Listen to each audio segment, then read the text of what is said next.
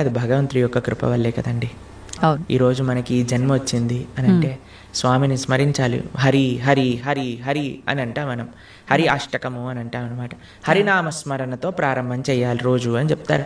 భగవంతుడికి, మన ఆచార్యులకి, గురువులకి అందరికీ ఒకసారి నమస్కారం చేసుకోవాలి. పృథ్వీని నమస్కరించాలి. ఎందుకంటే ఆవిడ మన జనని. కానీ ఆవిడ మనల్ని భరిస్తుంది కదండి. మనం ప్రతిరోజు అడుగు పెడుతూ ఉంటాం పృథ్వీ పైన, వివిధ రకములైన కృత్యములు చేస్తూ ఉంటాం అనమాట. కాబట్టి ఫస్ట్ లేవంగానే, ఎంతమందికి అలవాటు ఉందో లేదో తెలియదు కానీ ఫస్ట్ లేవంగానే భూమాతను స్మృశించాలి. శ్లోకములు ఉన్నాయండి, శ్లోకములు నేర్చుకోగలిగితే నేర్చుకోండి. కానీ ఆ భావన, అమ్మా నీ పైన అడుగు పెడుతున్నాను కదా, మమ్మల్ని క్షమించు, మమ్మల్ని రక్షించు అనే ఒక భావనతో మనము నేలని స్పృశించి నమస్కరించుకోగలిగితే అది చాలా అద్భుతమైన విషయం అనమాట. దాని తర్వాత మనం భగవంతుని స్మరించి పృథ్వీని స్పృశించి నమస్కరించుకొని మన గురువులకి, ఆచార్యులకి నమస్కారం చేసుకొని, మీకు ఒక విషయం చెప్తాను. అన్నిటికంటే ముందు 2 అక్షరాలతో ప్రారంభమయ్యేది రోజు పూర్వకాలంలో, హరి అని. ఇప్పుడు కూడా 2 అక్షరాలతో ప్రారంభం అవుతుంది, కాఫీ అని. కరెక్ట్. కాఫీ అనకుండా పక్కన పెట్టి హరి అనటంలో నిద్ర లేవాలి. ఓకే. నిద్ర లేసిన వెంటనే స్నానం ఆచరించాలి. మీకు ఒక విషయం తెలుసా అండి? స్నానం అనేది సనాతన ధర్మంలో చాలా ముఖ్యమైన విషయం. మనము చాలామందికి అర్థం కాదండి. స్నానం లేకుండానే రోజును ప్రారంభం చేసేయటము, వంటింట్లోకి వెళ్ళిపోవటము, తర్వాత టిఫిన్ చేసేయటము, ఇలాంటివన్నీ చేస్తూ ఉంటారు. చాలా పెద్ద తప్పది. మనం ప్రొద్దున లేవంగానే భగవంతుని స్మరించుకొని ముందు చేయవలసింది స్నానము. స్నానంలో కూడా గంగే చ యమునే చైవ గోదావరి సరస్వతి నర్మదే సింధు కావేరి జలేస్మిన్ సన్నిధిం కురు, అన్ని నదులను కూడా గంగా జలమును, యమునా జలమును మనం స్మరించుకొని స్నానం ఆచరించాలి. మీకు ఇంకొక విషయం చెప్తాను, చాలామందికి తెలియని విషయం. మన ధర్మం మనకి చెప్తుంది, స్నానం ఆచరించేటప్పుడు వస్త్రం లేకుండా స్నానం ఆచరించకూడదు. మనము ఒక బట్ట కట్టుకొని స్నానం చేయాలి. అది ఆ నీటికి, ఆ దేవతకి మనం ఇచ్చే గౌరవం అన్నమాట. ఓకే. కాబట్టి స్నానం ఆచరించేటప్పుడు అపవిత్ర పవిత్రోవ సర్వావస్థాన్ గతోపివ యత్స్మరేత్ పుండరీకాక్షం సబాహ్యాభ్యంతర శుచి పుండరీకాక్ష పుండరీకాక్ష పుండరీకాక్షాయ నమః. శ్రీ విష్ణు శ్రీ విష్ణు శ్రీ విష్ణు భగవన్నామ. ప్రొద్దున లేచినప్పటి నుంచి భగవన్న, స్నానం ఆచరించేటప్పుడు భగవన్న, భగవంతుడి ముందుకెళ్ళి భగవన్న, రోజంతా భగవన్న. ఎంత మనము భగవంతుడి యొక్క నామంతో మనం కనెక్షన్లో ఉన్నామనుకోండి, అంత మనకి స్పిరిచువల్ ఎనర్జీతో మనం రీఛార్జ్ అయిపోతాం అనమాట. మనకు ఆ స్ట్రెంగ్త్ వస్తుంది. మన రోజులో ఉండే ఆ ఒడిదుడుకులు అన్నీ ఉంటాయి కదండి, వాటన్నిటిని ఎదుర్కొనే ఒక శక్తి మనకి భగవన్నామస్మరణతో వస్తుందన్నమాట.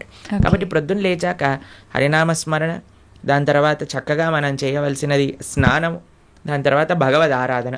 ఇవి చేసేసుకున్నాం అనుకోండి, మనం ప్రొద్దున లేవంగానే ఫోన్కి ఛార్జింగ్ పెట్టేస్తాం కదా, అలా మన శరీరం ఛార్జ్ అయిపోతుంది ఇవి చేసేసుకున్నా.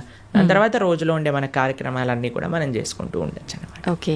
అయితే ప్రభుజీ, మనం ఆచరించే స్నానం ఎంతో ఇంపార్టెంట్ అని చెప్పి మీరు చెప్పారు.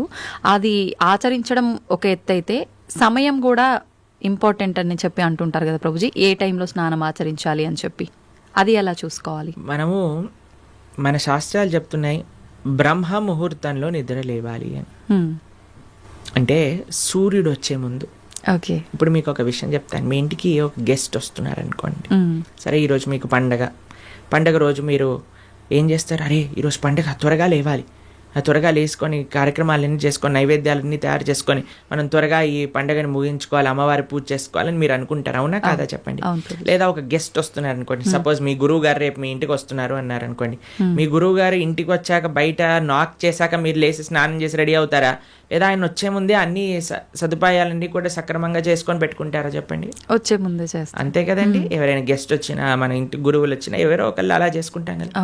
సూర్య భగవానుడు ప్రత్యక్షంగా మనకి భగవంతుడి యొక్క స్వరూపం మనకి దర్శనమిస్తున్నారు.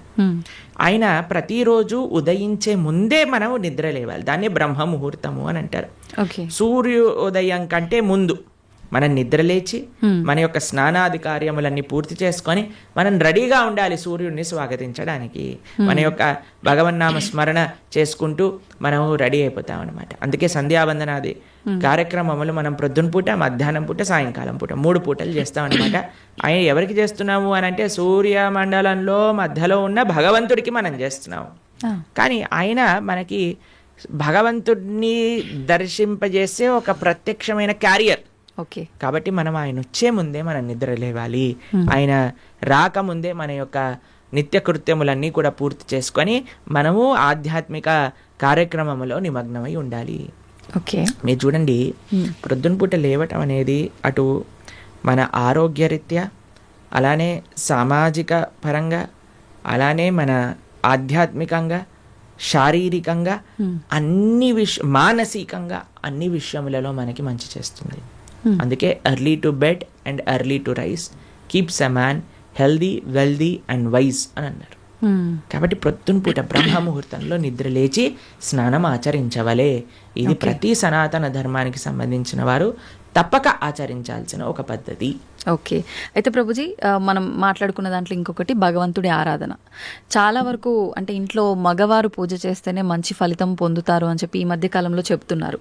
కానీ ఎక్కువగా ఆడవాళ్ళే పూజ చేస్తుంటారు. అసలు నిజంగా ఆడవాళ్ళే పూజ చేయాలా, మగవారు చేయొచ్చా? అసలు మగవారు చేయాల్సిన కార్యక్రమాలు ఏంటి ఆధ్యాత్మిక పరంగా? ఎవరిని ఎవరెవరు ఉద్ధరింపబడాలి అని అనుకుంటారో, ఎవరెవరికి భగవంతు అనుగ్రహం కావాలనుకుంటున్నారో వాళ్ళు చేయాలండి.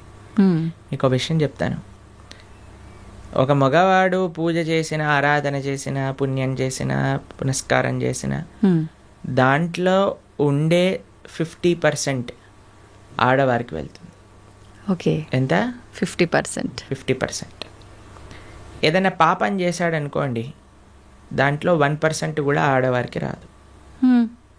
అదెలా ప్రభుజీ? మరి పుణ్యం అయితే పుణ్యం 50% వెళ్తుంది, పాపంలో వెళ్ళదు. ఓకే. స్త్రీ చేసిందనుకోండి పుణ్యం, 1% హస్బెండ్కి రాదు, 100% ఆవిడ దగ్గరే ఉంటుంది. స్త్రీ ఏదైనా పాపం చేసిందనుకోండి, దాంట్లో 50% హస్బెండ్కి వెళ్తుంది. ఇది ఒక బంపర్ ఆఫర్ అనమాట, మన శాస్త్రాలు ఇచ్చింది. బాగుందా మీకు?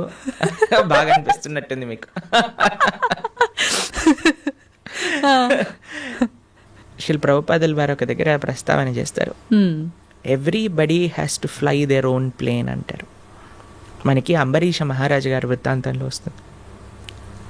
అయినా ప్రొద్దున లేవంగానే నిరంతరము కూడా భగవంతుడి యొక్క ఆరాధనలో, ఆయన చేతులన్నీ కూడా భగవంతుడి యొక్క పూజలో, పాదాలు భగవంతుడి యొక్క ఆలయ ప్రదక్షిణలో, మనసు భగవంతుని చింతించటం. సవై మన కృష్ణ పదార విందయో వాచాంసి వైకుంఠ గుణాను వర్ణనే కరే హరేర్మందిరమార్జనాదిషు అని ఆయన యొక్క దినచర్య మొత్తం చెప్తారనమాట. ఇక్కడ వారి భార్య ఆరాధనకి నీళ్లు తెచ్చి తేవడానికి హెల్ప్ చేసినా సరే ఆయన అనేవారట, నా పూజ నేను చేసుకుంటాను, మళ్ళీ నీ పూజ నువ్వు చేసుకో. ఆయన అన్ని సదుపాయాలు సమకూర్చుకొని, ఎందుకంటే చూడండి, భగవంతుడితో మనకుండే రిలేషన్షిప్ ఎక్స్ట్రీమ్లీ పర్సనల్ అండి. స్వామి మన తండ్రి, స్వామి మన తల్లి. ఇప్పుడు చూడండి, మీకు ఒక విషయం చెప్తాను. మన ఇంట్లో ఎవరిదైనా పుట్టినరోజు ఉందనుకోండి, మనం ఏం చేస్తాం? ఒకసారి మాకు ఈ సంఘటన ఎదురైందనమాట. నేను మా తమ్ముడు కలిసి మా అమ్మగారికి గిఫ్ట్ ఇవ్వాలి అంటే, మా తమ్ముడు అన్నారు, నువ్వు నీ గిఫ్ట్ ఇవ్వు, నేను నా గిఫ్ట్ ఇస్తాను.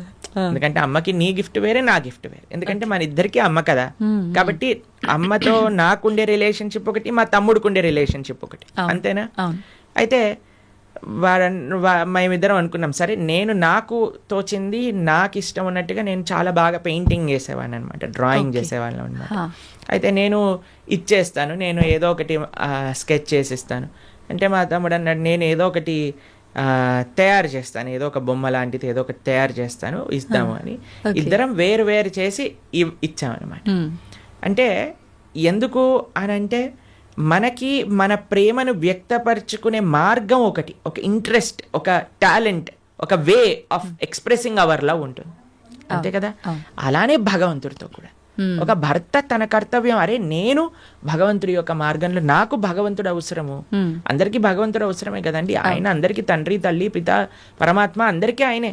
కాబట్టి మనం ఎలా ఆలోచించాలి అని అంటే, ఒక హస్బెండ్ తన ఆరాధన తాను చేసుకోవాలి, ఒక వైఫ్ తన ఆరాధనలోకి సంబంధించిన విషయములని సమకూరుస్తుంది, వంట చేసిస్తుంది, పూలమాలలు కట్టిస్తుంది. దాని తర్వాత వారి హస్బెండ్ వెళ్ళిపోయాక వైఫ్ తన ఆరాధన తాను చేసుకుంటుంది, పిల్లలు వచ్చి దండం పెట్టుకుంటారు, ఏదో అమ్మ నాన్నలకి ఇద్దరికి హెల్ప్ చేస్తారు, అందరు కలిసి ఆరాధన ఒకటి ఉంటుంది, ఒక్కొక్కళ్ళు కలిపి ఆరాధన ఉంటుంది అనమాట. కాబట్టి ఏదో స్త్రీలు చేస్తే ఇల్లంతా బాగైపోతుంది అనే భ్రమలో నుంచి బయటపడండి. మీకు 1% పుణ్యం రాదు, కాబట్టి జాగ్రత్తగా మీ పూజ మీరు చేసుకోండి, మీరు బాగుపడాలి అని అనుకుంటే. కాబట్టి పురుషులు తప్పకుండా ఆరాధన చేయాలి. పురుషులు ఆరాధన చేస్తున్నారు కదండి, స్త్రీలు వదిలేయకూడదు. పురుషుడి ఆరాధన పురుషుడికి, స్త్రీ ఆరాధన స్త్రీ, పిల్లల ఆరాధన పిల్లలకి, అందరికి. ఇప్పుడు చూడండి, ఇంటి పెద్ద తింటే మిగతా వాళ్ళందరికీ కడుపు నిండిపోతుందా? లేదు, ఎవరికి వాళ్ళు తినాల్సిందే. అంతే కదండి. మీరు అంటారు కదా, అయ్యా మీరు తినండి, అయ్యా మేము పర్వాలేదు, మీరు తింటే మాకు తిన్నట్టే అని అంటారా? లేదా మీ హస్బెండ్ వచ్చి అమ్మ నువ్వు తినేసి నాకేం పర్వాలేదు, నువ్వు తింటే నేను తిన్నట్టే అంటారా? కాదు కదా. ఎవరెవరికి శక్తి కావాలంటే వారు వారు భోజనం చేయాలి. అలానే మనం కూడా మనకి శక్తి కావాలి, మనకి భగవంతుడి యొక్క కృప కావాలి అంటే మనం భోజనం చేస్తే ఎలా అయితే మనకి శక్తి వస్తుందో మనము ఆరాధన చేసుకుంటే అలా మనకి భగవంతుడి యొక్క కృప అనేది లభిస్తుంది.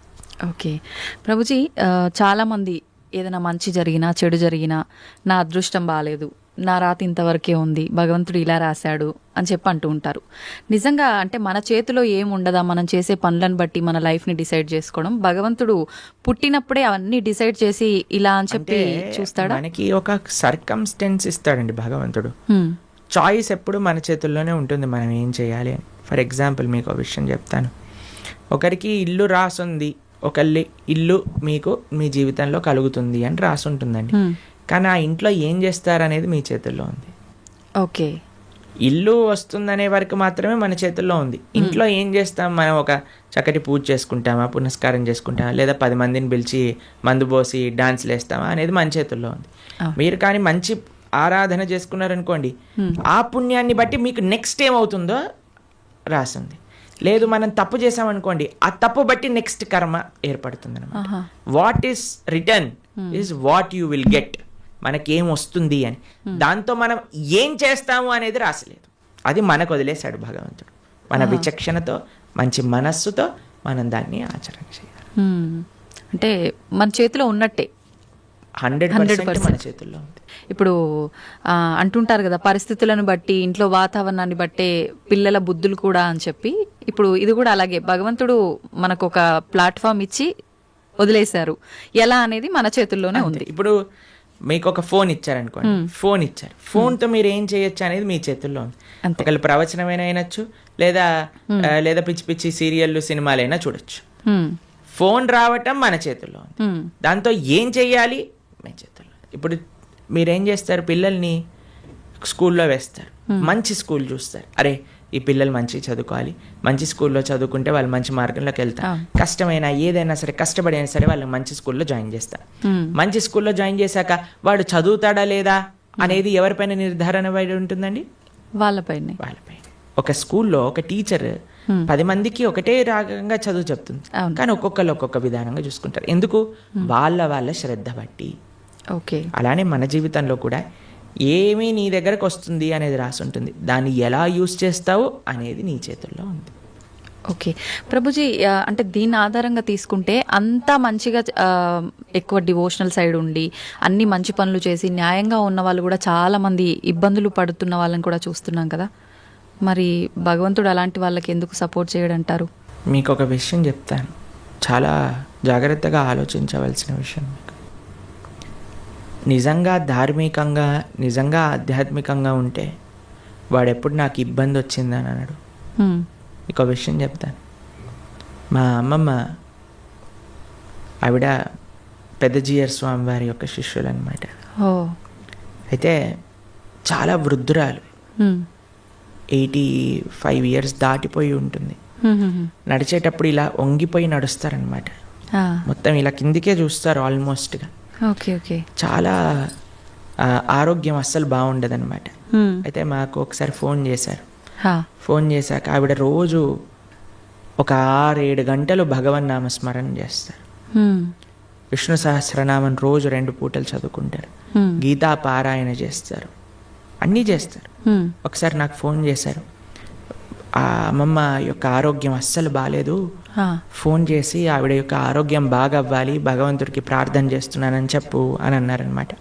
అస్సలంటే అస్సలు బాగాలేదండి ఆరోగ్యం. అప్పుడు మేము ఫోన్ చేశాం, ఫోన్ చేసి మీకోసం ప్రార్థన చేస్తామండి, మీ ఆరోగ్యం బాగా అవ్వాలి అని అంటే ఆవిడ అన్నారు, ఆరోగ్యం కోసం ప్రార్థన చేయాల్సిన అవసరం లేదు, ఈ ఆరోగ్యంలో తక్కువ ఎక్కువ అవుతూనే ఉంటుంది,